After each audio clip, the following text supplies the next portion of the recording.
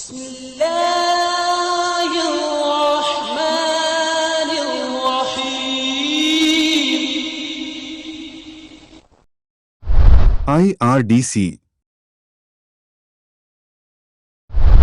Islamic research and दावा centre trust Mirzapur UP. खुतबा ए जुमा।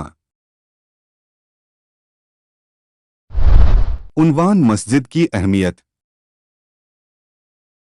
आइए सुनते हैं शेख खुर्शीद मोहम्मदी से मोहम्मदी मस्जिद अहले हदीस।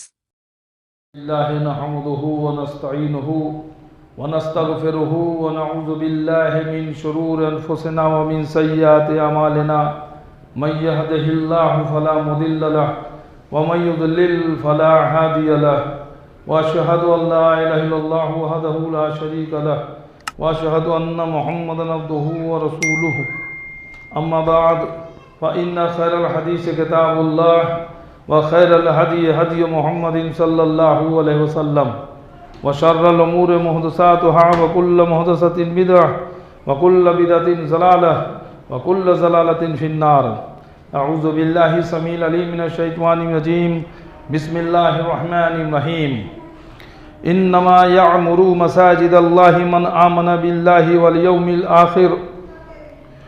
यौमिल आखिर व अक़ामस सलात व आतज़ ज़कात व लम यख़्श इल्लल्लाह फ़असा उलाइका अन यकूनु मिनल मुहतदीन।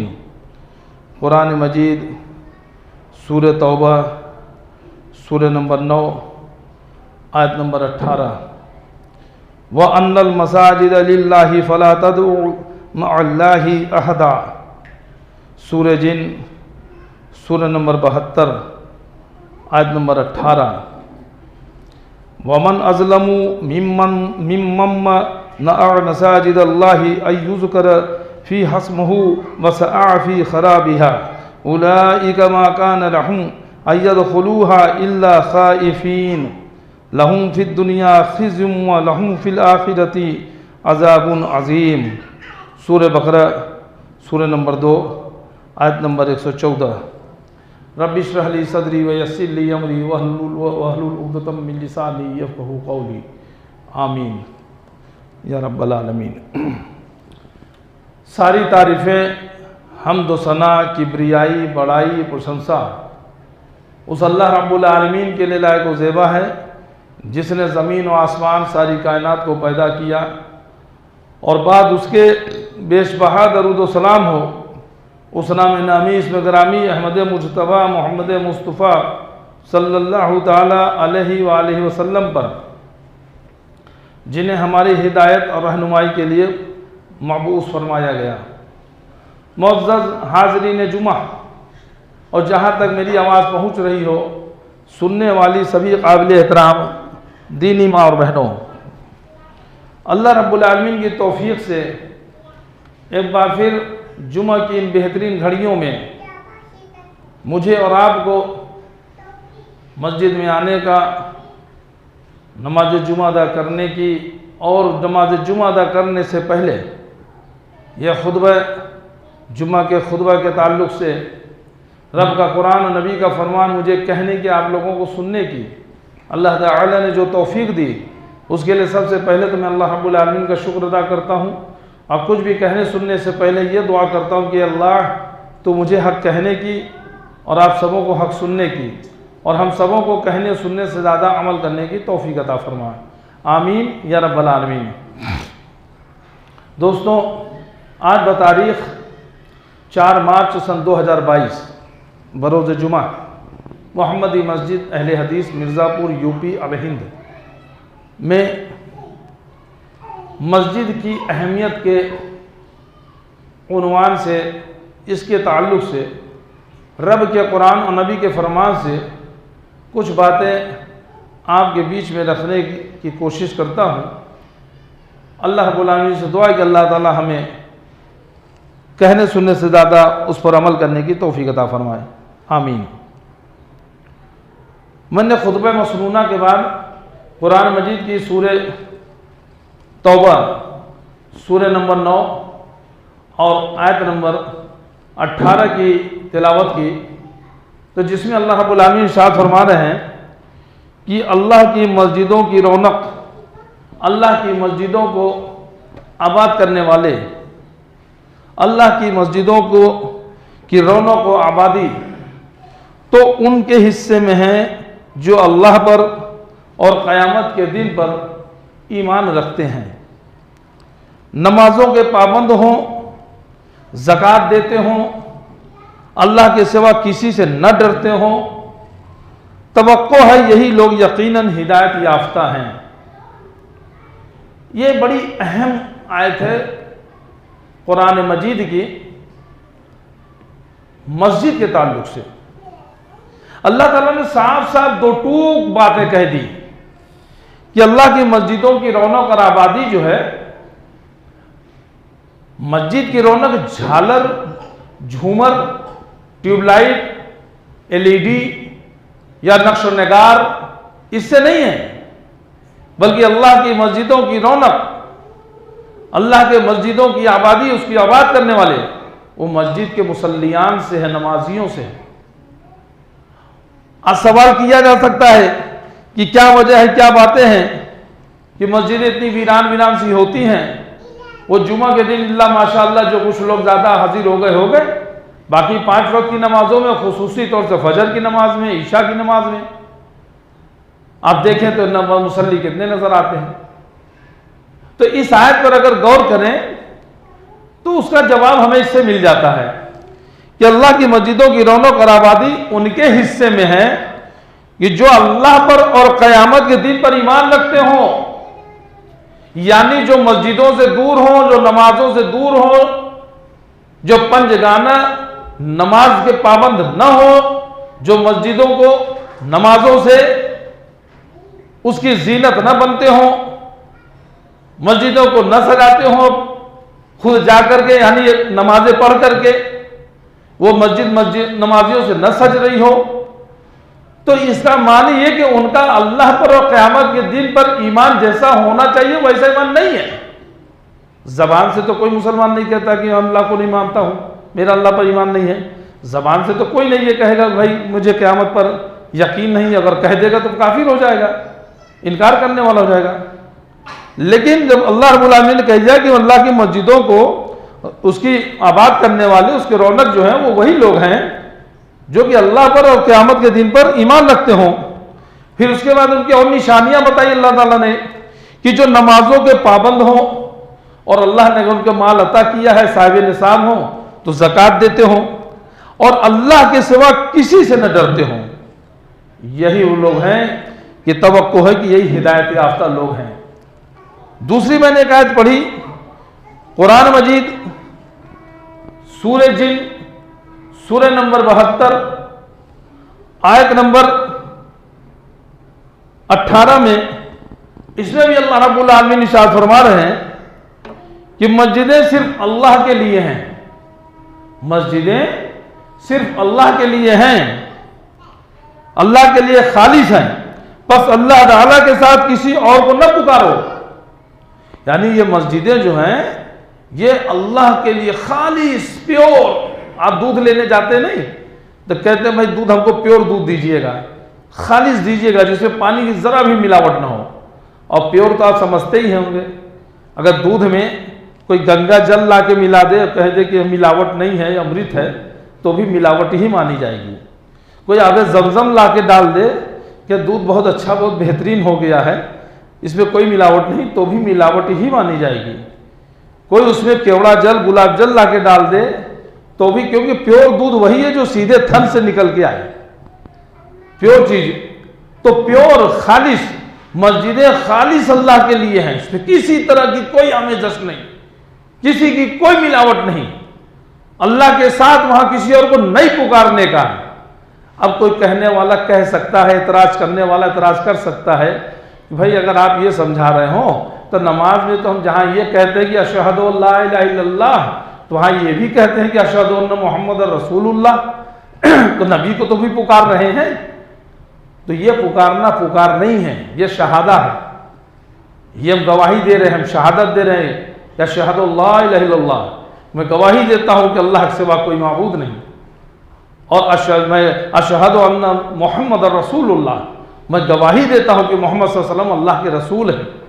इसे पुकारना नहीं, पुकारना से मुराद जैसे हम अल्लाह की इबादत करते हैं, अल्लाह को पुकारते हैं, अल्लाह के सामने रोते हैं, गिड़गिड़ाते हैं, दुआएं करते हैं, सजदे करते हैं, इल्तिजाएं करते हैं, अपने दिलों की आरजुएं रखते हैं, अपनी मन्नतें मांगते हैं, अल्लाह ताला से अपने दिल की बातों को कहते हैं कि अल्लाह ताला हमारी हाजतों को पूरी कर दे, हाजतों को रखते हैं, तो वहाँ मस्जिदें सिर्फ अल्लाह के लिए, अब वहाँ किसी और को इस तरह से ना पुकारो। लेकिन फिर भी आप देखिए, क्या मस्जिदों में अल्लाह की सिवा पुकार नहीं होती है? आप कहीं जाएं मस्जिदों के अंदर, बहुत सी जगह मिलेगी कि मस्जिदों में आपको देखेंगे कि दीवारों के ऊपर कहीं किसी कब्र की, किसी मज़ार की जो है फोटो लगी होगी, और उसमें भी बाबा का नाम लिख करके या फलां ये मदद कर, या अल मदद ये फलां, या ये किसी तरह से, तो अल्लाह को छोड़ करके अल्लाह के अलावा वहाँ, और कभी कभी आप देखें बहुत सी मस्जिदों में बाकायदा जो है सलाम के नाम पर पुकारा जाता है, अल्लाह को छोड़ करके नबी को पुकारा जाता है कि भाई हम सलाम पढ़ रहे हैं। सलाम तो सलामती है ना, सलामती की दुआ होती है कि अस्सलामु अलैकुम, अल्लाह की तुम पर सलामती हो। लेकिन बाकायदा सलाम के नाम पर दुआएं इल्तिजाएं होती हैं कि जब कहीं ना हो ठिकाना तो अपने दामन में बचाना, छिपाना, जब कहीं ना हो ठिकाना तो अपने दामन में छिपाना या बचाना, और आखिरत के क्या आखिरी के वक्त आना, चेहरे अनवर दिखाना वगैरह वगैरह। तो ये दुआएं हैं, ये इल्तिजाएं हैं, ये मांगना है और नबी को पुकारना है। ये अल्लाह के नबी सल्लल्लाहु अलैहि वसल्लम के वक्त में, सहाबा के वक्त में, ताबई के वक्त में, तब ताबई के वक्त में, तमाम कितने 100 साल तक कभी इस तरह की चीज़ें मस्जिदों में नहीं हुई। लेकिन अगर इस तरह की चीज़ें हो रही हैं और उसमें पुकारत ये भी पुकारना है, तो मस्जिदें अल्लाह के लिए हैं, खालिस अल्लाह के लिए, बस अल्लाह ताला के साथ किसी और को न पुकारो। तीसरी एक आयत मैंने पढ़ी कुरान मजीद सूरह बकरा सूरह नंबर 2 आयत नंबर 114। इसमें मैंने पढ़ा कि अल्लाह रब्बुल आलमीन इसमें इरशाद फरमा रहे हैं कि उस शख्स से बढ़कर जालिम कौन है जो अल्लाह ताला की मस्जिदों में अल्लाह ताला के जिक्र किए जाने को रोके, उनकी बर्बादी की कोशिश करे। ऐसे लोगों को खौफ खाते हुए ही उसमें जाना चाहिए। उनके लिए दुनिया में भी रुसवाई है और आखिरत में भी बड़ा अजाब है। बड़ी सख्त वईद है, बड़ी सख्त वईद है। मस्जिदों को, अगर मस्जिदों में जाने से किसी को रोका जाए, मस्जिदों में इबादत करने से रोका जाए, मस्जिदों को अल्लाह की इबादत से, अल्लाह की रियाजत से, अगर किसी को अल्लाह के जिक्र करने से उसमें मना किया जाए, रोका जाए, तो जानते हैं उस शख्स को अल्लाह ताला ने कहा कि उससे बड़ा जालिम कौन है। वो जुल्म कर रहा है, अपने ऊपर भी जुल्म कर रहा है कि अल्लाह के गुनाहों को जो है, अल्लाह के अजाब को अल्लाह के अजाब को दावत दे रहा है, और वो जुल्म कर रहा है कि अल्लाह की इबादत जो है लोगों को नहीं करने दे रहा है। ऐसे शख्स के लिए, और ये शख्स मस्जिद को बर्बाद कर रहा है, मुसलमानों की इज्तिमाइयत को बर्बाद कर रहा है, अल्लाह के जिक्र को जो है लोगों को करने से मना कर रहा है, तो उसकी खुद की अपनी भी बर्बादी है इसमें। ऐसे लोगों को खौफ खाते हुए ही उसमें जाना चाहिए। और देखें, अगर मस्जिद में किसी को जाने से मना किया जाए, आप देखें तो अक्सर कई जगह आपको मिलेगा इसी भारत के अंदर, इंडिया के अंदर, मसाजिदों के अंदर, तो मस्जिदों के बाहर बाकायदा बैनर लगे होते हैं, बोर्ड लगे होते हैं। देखिए, इसकी मस्जिद ये फला की मस्जिद है, इस मस्जिद में फला फला फला फला फला फला जमात के लोग नाम है, वरना उनके साथ अगर कोई मामला होगा तो उसके जिम्मेदार वो खुद होंगे। बाकायदा वार्निंग दी जा रही है। अरे मेरे भाई, आप एक तरफ तो बुलाते भी हो और दूसरी तरफ भगाते भी हो।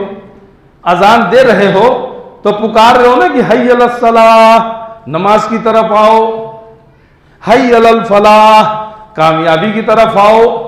तो किसको पुकार रहे हो? जो नमाज पढ़ने वाले उन्हीं को तो पुकार रहे हो ना। अब वो नमाज पढ़ने वाले जब आ जाए तब आपने दरवाजे पे नो एंट्री का बोर्ड लगा दिया कि फला फला लोग ही आए या फला लोग आए, फला फला लोग ना आए। तो आप फिर पुकारो उसमें कि भाई फला फला लोग आओ, फला फला लोग मत आओ। लेकिन क्या आप ऐसा कर सकते हैं? नहीं कर सकते हैं, क्योंकि अजान के कलमात अल्लाह के नबी सल्लल्लाहु अलैहि वसल्लम ने जो बताए वही पढ़ना होगा। तो एक तरफ आप बुला भी नहीं है, दूसरी तरफ आप मना भी कर रहे हैं। ये भी अल्लाह की मस्जिदों से लोगों को रोकना है, अल्लाह की मस्जिद को जो है अल्लाह के जिक्र करने से रोकना है, और ये भी जुल्म है। और अल्लाह की मस्जिदों को अगर कोई गिरा रहा है, कोई ढा रहा है, कोई तोड़ रहा है, फोड़ रहा है, वो भी मस्जिद को बर्बाद करना है। अल्लाह की मस्जिदों को बनने से अगर उसमें कोई रोड़ा डाल रहा है, कोई रुकावट डाल रहा हो कि मस्जिद न बनने पाए, यहाँ पर मस्जिद नमाज न होने पाए, अजान न होने पाए, बच्चों दीन और तालीम की शरीयत का अहकाम यहाँ पर जो है नाफिज करने की, नाजिल कर फैलाने की कोशिश न की जाए, दावत दीन का काम यहाँ न करने दिया जाए, कुछ भी सोच करके ये सब मस्जिद से रोकने का काम होगा, और ये सब बर्बादी है, और ये सब वो सरासर अपने लिए बर्बादी उसके लिए होती है, और ये जुल्म सितम वो अपने ऊपर कर रहा है। तो ऐसे लोगों को खौफ खाते हुए उसमें जाना चाहिए, तो ऐसे लोगों को डरना चाहिए ये काम करते हुए कि हम मस्जिद के ताल्लुक से अगर ऐसा कर रहे हैं, अल्लाह ताला की चेतावनी है, वईद है, धमकी है। और याद रखो कि उनके लिए दुनिया में भी रुसवाई है और आखिरत में भी बड़ा अजाब है।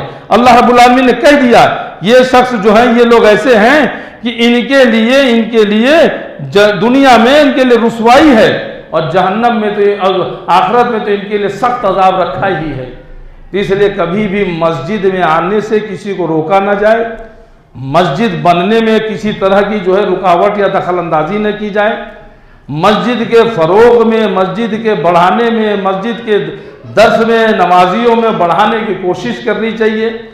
मस्जिद में किसी भी किस्म की ऐसी कोई तोड़ फोड़, कोई ऐसी रोक टोक, कोई इस तरह की काम न करें कि जिससे अल्लाह के अजाब के हम मुस्तहिक बने। और याद रखें ये नहीं कि हम फला मस्जिद का है तो फला मस्जिद में करेंगे, फला मस्जिद में नहीं। अल्लाह के इबादत जहाँ हो रही हो, जहाँ खालिस अल्लाह की इबादत हो रही हो, हर उस मस्जिद की आपको एहतराम करना होगा, और उस मस्जिद की हिफाजत करनी होगी, उस मस्जिद को आबाद करना होगा। मेरे भाई, मस्जिद को के ताल्लुक से आइए, हजरत उस्मान बिन अफ़्फ़ान रज़ी अल्लाह ताला अन्हु कहते हैं कि मैंने रसूलुल्लाह सल्लल्लाहु अलैहि वसल्लम को फरमाते हुए सुना है कि जिसने अल्लाह की रजा के लिए मस्जिद तामीर की, अल्लाह ताला उसके लिए जन्नत में वैसा ही घर बनाएगा। इसे सही बुखारी के अंदर रिवायत किया गया है, हदीस नंबर 450 है। दूसरी तरफ आइए, हजरत उमर बिन खत्ताब रज़ी अल्लाह ताला अन्हु कहते हैं मैंने रसूलुल्लाह सल्लल्लाहु अलैहि वसल्लम को फरमाते हुए सुना है, जिसने मस्जिद बनाई जिसमें अल्लाह को याद किया जाता है, अल्लाह उसके लिए जन्नत में घर बनाता है। इसे इब्न माजा में रिवायत किया गया है और सही हदीस है। मेरे भाई, मस्जिदें अगर तामीर की जाती हैं, मस्जिदें अगर बनाई जाती हैं, तो याद रखिए अल्लाह रब्बुल आलमीन उस शख्स के लिए जन्नत में भी घर बनाता है, जन्नत में भी घर बनाता है। और ये याद रखें कि लेकिन ये मस्जिदें जो बनाई जाएं उसके लिए कुछ शर्त भी हैं। वो शर्त क्या है? अम्मा आयशा रज़ी अल्लाह ताला अन्हा से रवायत है कि नबी अकरम सल्लल्लाहु अलैहि वसल्लम ने फरमाया, जिसने दिखावे और शोहरत के बगैर मस्जिद बनाई, उसके लिए अल्लाह जन्नत में एक घर तामीर फरमाएगा। इसे तबरानी ने रिवायत किया है। तबरानी की रिवायत है कि दिखावे के लिए, शोहरत के लिए मस्जिद न बनाई जाए, कि हमारा नाम हो, बड़ी शोहरत हो, फला साहब ने बहुत बड़ी मस्जिद बना दी है, फला साहब ने बड़ा, चलो मस्जिद में बड़ा झूमर लगा हुआ है, बड़े प्यारे प्यारे जो नक्श नगार हैं, बड़े मस्जिद को देखिए क्या खूब सजाई गई है, बहुत पैसा मस्जिद में लगाया गया है, बड़ा तो हमारा नाम होगा, शोहरत होगी, लोग दूर दूर से हमारी मस्जिद को देखने आएंगे। जैसे मस्जिद नहीं हुआ चिड़िया घर हो गया हो, अजायब घर हो गया है कि उसको देखने की, दिखावे की अगर वो ख्वाहिश कर रहे हो। तो अगर इस तरह से दिखावे की और शोहरत की अगर नीयत हुई, खालिस अल्लाह की रजा के लिए अगर नहीं हुई, तो ऐसी मस्जिद बनाने का फिर वो उस जन्नत में वो घर पाने के वो हकदार नहीं है। वो न सोचे कि हम जन्नत में हमारे लिए जो है कि करम से वो घर तैयार हो जाएगा। हजरत वासिला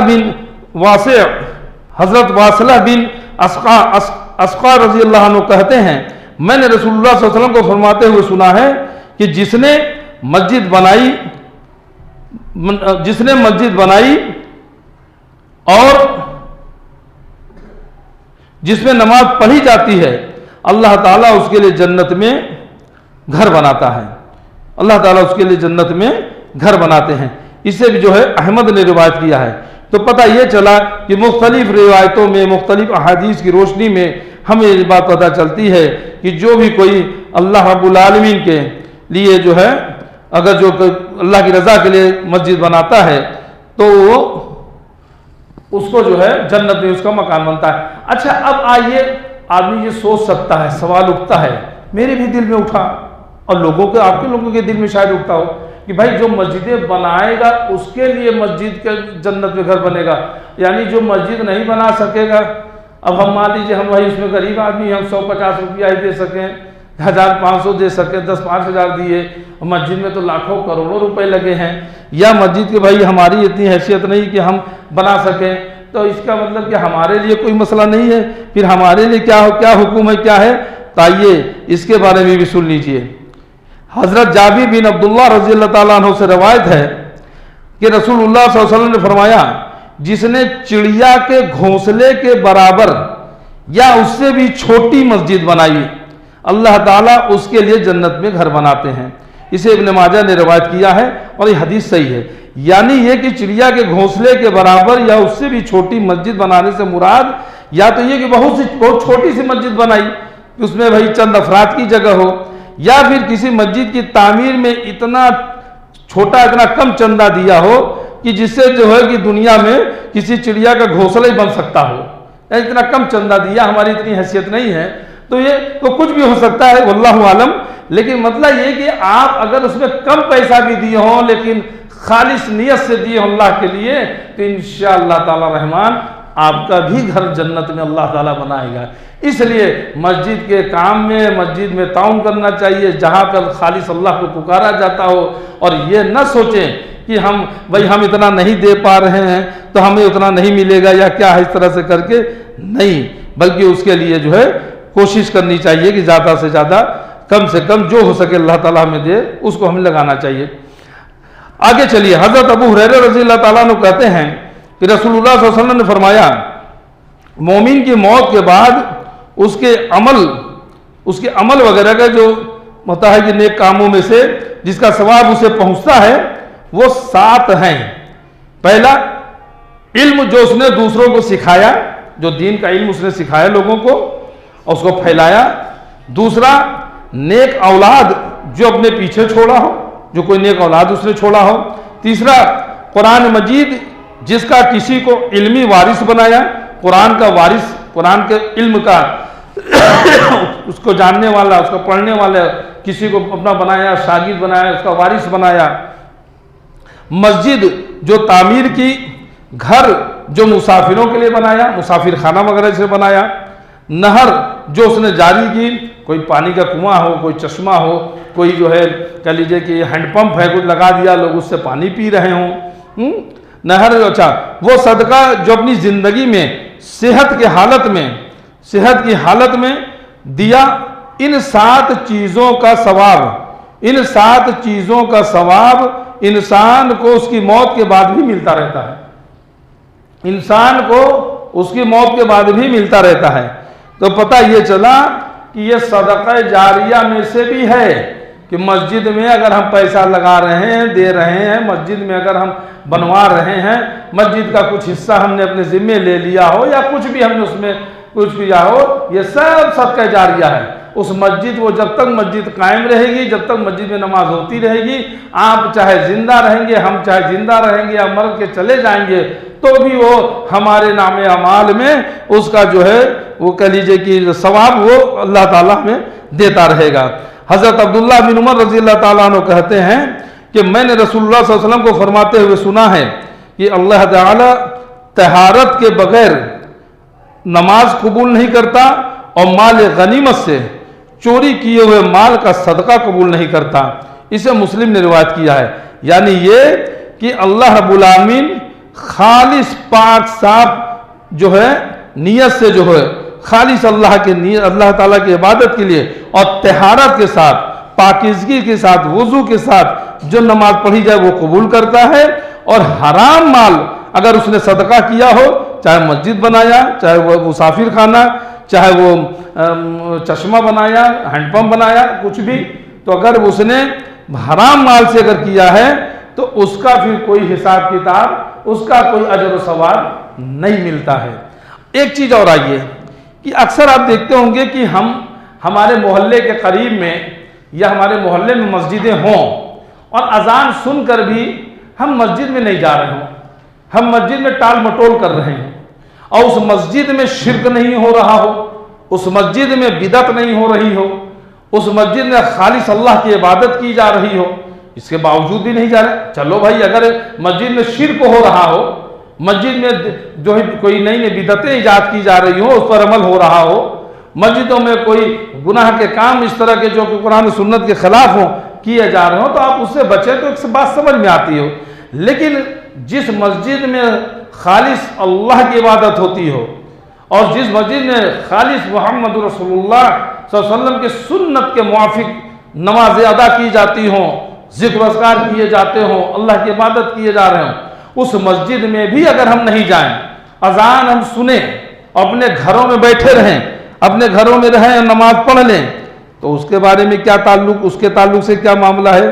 तो आइए देखते हैं अल्लाह के नबी सल्लल्लाहु अलैहि वसल्लम इसके बारे में हमें आपको क्या फरमा रहे हैं।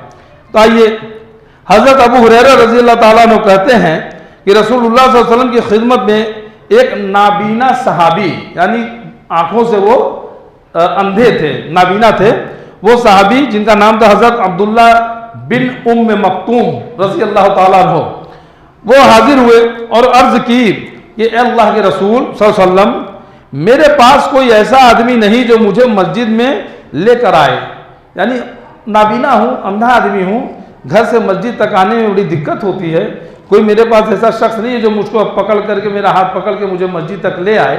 और नाबीना को जानते हैं, अंधा आदमी, अभी थोड़ी देर के लिए हम आंख बंद करके अगर रास्ते में चलना चाहें तो कितनी दुश्वारी लगती है, हैं?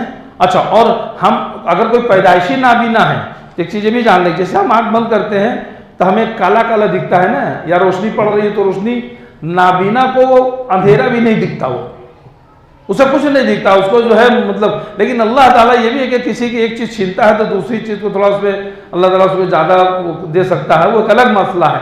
लेकिन ये जो नाबीना शख्स है, कितनी दुश्वारी होती है।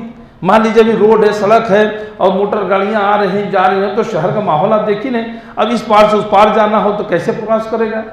या कहीं अगर कोई मतलब कि रास्ते में कोई गांव हो, कहीं ऐसा जंगल झंकाड़ हो, अब कहीं गड्ढी गड्ढा हो, नाली हो, कोई गिर जाए, कोई उसमें गिर जाए, पड़ जाए, चोट लग जाए, कोई जानवर मिल जाए, कुछ हो, कुछ भी दुश्वारियाँ हो सकती हैं। तो कह रहे हैं कि अल्लाह के नबी कि मैं मतलब कि मेरे पास कोई ऐसा आदमी नहीं है जो मुझे मस्जिद में लेकर आए, तो जो है, और आप सल्लल्लाहु अलैहि वसल्लम उसे घर में नमाज पढ़ने की इजाज़त तलब की, तो क्या मैं घर में नमाज पढ़ सकता हूँ? बात को सुनिएगा बहुत गौर से, जो मस्जिद में बैठे हो वो भी, जो बाहर सुन रहे हो वो भी, कि अगर मस्जिद में नमाज के लिए अजान सुन ली और नाबीना शख्स हैं, हज़रत अब्दुल्ला बिन उम्म मक्तूम रज़ी अल्लाह ताला अन्हु, अल्लाह के नबी से इजाज़त तलब करें कि अल्लाह के नबी, मेरे पास कोई ऐसा शख्स नहीं है जो मुझे घर से मस्जिद तक लेकर आ सके, मैं आंखों से अंधा हूँ, मुझे कितनी दुश्वारियाँ हो सकती हैं मस्जिद तक आने में, और फजर में, जोहर में, असर में, मगरिब में, इशा में, पांचों वक्त, रात का अंधेरा हो, भोर हो, कौन हमको वहां से लेकर आने वाला? कोई शख्स नहीं। दोपहर हो, शाम हो, रात हो, मेरे पास कोई ऐसा आदमी नहीं है जो लेकर आ सकते, तो मैं अपने घर में पढ़ सकता हूं क्या? तो अल्लाह के नबी सल्लल्लाहु अलैहि वसल्लम ने उसे रुखसत दे दी, उसे कह दिया ठीक है तुम पढ़ सकते हो। लेकिन जब वो नाबीना साहबी वापस पलटे, जब वो पूछ करके जाने लगे, तो आप सल्लल्लाहु अलैहि वसल्लम ने उन्हें बुलाया, अरे अब्दुल्ला इब्न मक्तूम, मुझे सुनो, इधर आओ, इधर आओ, इधर आओ, यहाँ आओ, और पूछा क्या तुम अजान की आवाज सुनते हो? उनसे पूछा कि क्या तुम अजान की आवाज सुनते हो? तो उन्होंने क्या कहा? उन्होंने अर्ज किया, हाँ या रसूलुल्लाह सल्लल्लाहु अलैहि वसल्लम की आवाज तो सुनता हूं। आप सल्लल्लाहु अलैहि वसल्लम ने फरमाया, इरशाद फरमाया, तो फिर मस्जिद में आकर नमाज पढ़ो। इसे सही मुस्लिम में इस हदीस को बयान किया गया, यानी हदीस सही है, ये सही मुस्लिम की हदीस है। आप सल्लल्लाहु अलैहि वसल्लम ने अगर तुम्हारी कानों में नमाज की अजान की आवाज आ रही हो, पहले तो आप सल्लल्लाहु अलैहि वसल्लम ने रुखसत दे दी कि ठीक है, नाबीना हो, अगर दिक्कत होती है, कोई नहीं है तो ठीक है, ऐसी हालत में तुम नमाज पढ़ सकते हो। जब जाने लगे बुलाया उनको, इधर आओ, सुनो सुनो, तुम्हारे कानों में अजान की सदा जाती है, अजान की आवाज सुनते हो? कि हाँ अल्लाह के नबी अजान की आवाज़ तो आती है, तब के तब आपको मस्जिद में आना पड़ेगा। यानी कानों में मस्जिद अजान की आवाज़ अगर आती है तो आपको घर में नमाज नहीं पढ़ना होगा। हाँ वो एक अलग बात है कि हदीस से पता चलता है कि रुखसत है, बहुत तेज बारिश हो रही हो या हमें जान का खतरा हो, कोई दुश्मन हो ताक लगाए हो मार सकता हो, या कोई जो है बहुत बीमार है, ऐसी बीमारी की मस्जिद में घर से मस्जिद में आने में दिक्कत हो, वो एक अलग बात है। वरना ऐसे सब ठीक ठाक हो तो अजान सुन करके आप घर में नमाज नहीं पढ़ सकते हैं। आप ये सोचे कि भाई हम अजान सुन रहे हैं, ये वहाबियों की मस्जिद है, 24 नंबर की मस्जिद है, अहले हदीसों की मस्जिद है, यहाँ हम नमाज नहीं पढ़ने जाएंगे, कसम अल्लाह रब्बुल आलमीन की, फिर अल्लाह के यहाँ आपको जवाब देना होगा। जवाब के लिए तैयार रहिएगा कि क्या जवाब दीजिएगा, और वो जवाब अल्लाह ताला आपका कबूल करेगा कि नहीं कबूल करेगा, सही होगा कि गलत होगा, कुरान हदीस की रोशनी में खूब जांच परख के तैयारी कर लीजिएगा। मस्जिद से अगर अजान की आवाज आ रही हो और घर के अंदर अगर नमाज पढ़ रहे हैं तो अल्लाह के नबी सल्लल्लाहु अलैहि वसल्लम ने क्या कहा, नहीं आपको मस्जिद में आना पड़ेगा। ऐसी सूरत में भी अजान सुन के आप मस्जिद में नहीं आए तो फिर आप सोच लीजिए आपका क्या मामला बनेगा। और फिर आप कहते हो कि हमारी रोजी रोटी में बरकत नहीं है, फिर कह रहे हो कि यार बड़ी परेशानी हो रही है, फिर कह रहे हैं कि आज बीवियां हमारी नाफरमान है, औलादे नाफरमान हो रही है, फिर कह रहे हैं कि हमारे कारोबार में कोई ऐसा कोई बरकत नहीं हो रही है, फिर कह रहे हैं कि बड़ी परेशानियां हैं, बड़ी बीमारियां हैं। जब देखो कोई ना कोई बीमार रहता है, तरह तरह की चीजें। मेरे भाई अल्लाह ताला आपके ऊपर ये छोटे छोटे अजाब डाल के आपको मौका देता है, रुखसत देता है कि अभी सुधर जाओ। कुरान मजीद उठाइए, सूरह फातिहा सूरह सज्दा के अंदर देखिए अल्लाह ताला ने क्या फरमाया है कि तुमको उस बड़े अजाब से पहले दुनिया के छोटे छोटे अजाब का मजा चखाते हैं कि ताकि तुम पलट आओ, या अभी भी असलाह कर लो, तौबा कर ले। वरना याद रखें फिर अल्लाह रब्बुल आलमीन के यहाँ जब पकड़ होगी तो आप ये सोचिए कि नबी का दामन पकड़ के मचल जाएंगे, उछल जाएंगे, निकल जाएंगे, बच जाएंगे, ऐसा कुछ नहीं होने का। कोई वहां पे बचाव नहीं हो पाएगा। फिर अल्लाह की सख्त पकड़ से सख्त जो है वहां पे अजाब से फिर दो चार होना पड़ेगा, और फिर कसम अल्लाह रब्बुल आलमीन की, अल्लाह के सिवा वहां आपको कोई बचाने वाला नहीं मिलेगा।